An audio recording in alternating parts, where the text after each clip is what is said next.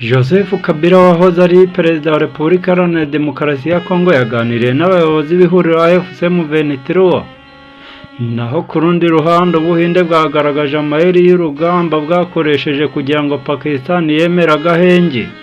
Njye nongeye kubaha ikaze kuri byose niyo official umuyoboro wanyu bagezaho amakuru yizeye kandi acukumbuye. Jye basuhuza nk'abandi yanatiriza bagiye kumbiga banze ziringa mu nzira izo narose zikayima Imana nizira amagambo agamanyi barunduka ikiganje. Kaba muri kumwe nawe mibangano basuhuza n'abaha ikaze muri aya makuru uyu mugoroba.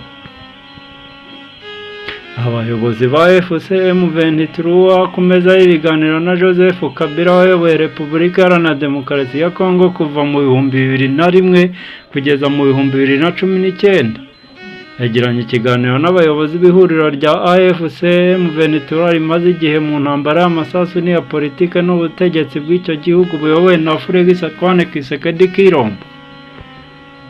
Amafoto yashyizwe ahagaragara na Corneille Inanga umuhuzabikorwa w'ihuriro AFC M23 kuwa 30 Gicurasi 2025 yerekana Nanga na Bertrand Bisimwa wa 23 bari kumwe na Joseph Kabila n'abandi mu biganiro. Nanga yaherekeje ayo mafoto n'ubutumwa avuga ko byari umwanya mwiza wo guhura ku mugoroba i GOMA hagati y'ihuriro AFC M23 na Perezida Joseph Kabila KABANGE.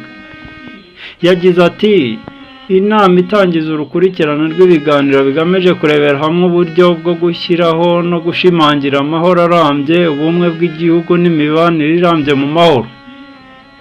Ihuriro AFC M23 tariki ya 26 Gicurasi 2025 nibwo ryatangaje ko Joseph Kabila KABANGE yageze mu mujyi wa GOMA. Kuva aho abarwanyi ba M23 bafashe imijyi ikomeye mu burasirazuba bwa Kongo irimo Bukavu na GOMA, ubutegetsi bwa Kongo bwashinje Joseph Kabila KABANGE gufasha AFC M23. Perezida Tshisekedi avuga ko Kabila ariwe muntu nyirizina uri inyuma y'intambara yagoje Kivu zombi, amushinja gufasha umutwe wa M23.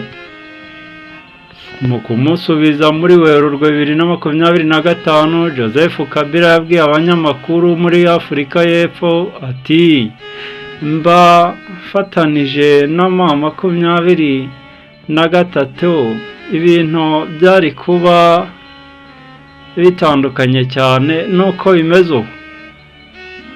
Ni mu gihe ubushinjacyaha bwa gisirikare bwasabye Sena gukuraho ubudahangarwa bwa Kabila KABANGE nka senateri uhoraho kugira ngo bumukurikiraneho ibyaha birimo kugambanira igihugu, kuba mu mutwe w'ingabo utemewe, ibyaha by'intambara n'ibyibasiye inyokomuntu.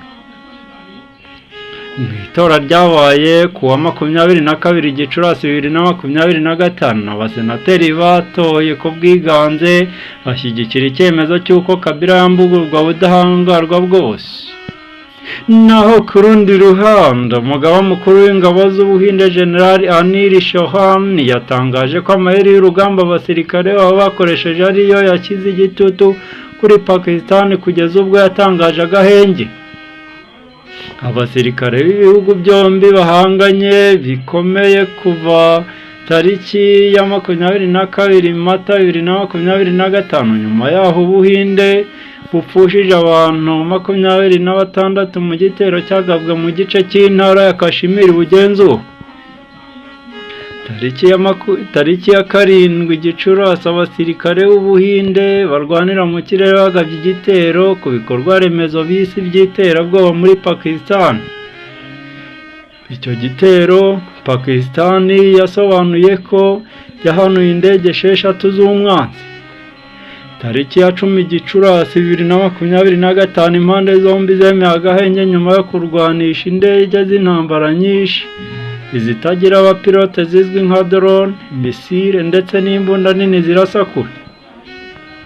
General Chauhan yemeje ko ingabo z'Ubuhinde zasesenguye impamvu zatakaje abasirikare benshi mu mirwano ya tariki ya 7 Gicurasi, zifata icyemezo cyo kugaba igitero cy'indege nyinshi mu minsi 3 mbere y'itangazwa ry'Agahenge. Ati icy'ingenzi cyari kubera iki twatakaje aba bantu bose n'icyo twakora nyuma yaho. Ubwo rero dutegura amayeri dusubirayo ku bwinshi tariki ya 7, ya 8 n'iya 10 kugira ngo turase ibigo by'ingabo zirwanira mu kirere imbere muri Pakistan. Twinjira hose twohereje mu kirere ubwoko bwose bw'indege tariki ya 10. Leta ya Pakistan yatangaje ko Ubuhinde butongeye kohereza indege z'intambara mu bice igenzura nyuma yo gutakaza bikomeye tariki ya 7 Gicurasi uyu mwaka. Mwakoze gukurikirana byose niyo official umuyoboro ubagezaho amakuru yizewe. Mwari kumwe na Ingana Emi ubagezaho amakuru y'uyu mugoroba naho mu kiganiro cy'ubutaha. Bye bye.